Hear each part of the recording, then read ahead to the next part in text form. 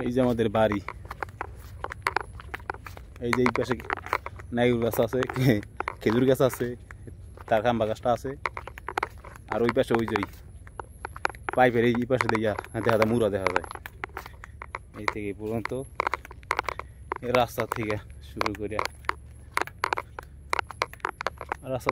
করে ওই এই যে বাড়ির কোনা পর্যন্ত, ওই যে যেটা বাড়ি দেখা যায় ওই যে বাড়ি সোজা।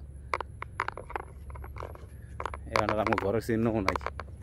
ওই যে কটা জাল দেখা যায় হালকা পাতলা, ওই যে কটা জাল দেখা যায়, তাছাড়া শেষ। এই যে ঘরগুলো এখনো ভাঙে না, এডিও ভাঙি ফেলায় আস্তে আস্তে।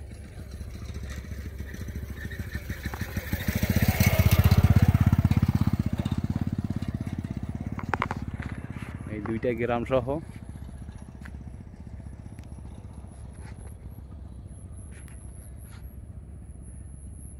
পুরো ডিপিজির ভিতরে পড়ছে। এই খাল থাকবো না, এই খালও বালু দিয়ে ডাইকে ফেলাইব। আস্তে আস্তে সবগুলো বালু দিয়ে সব ঘুরে ফেলাইব আস্তে আস্তে।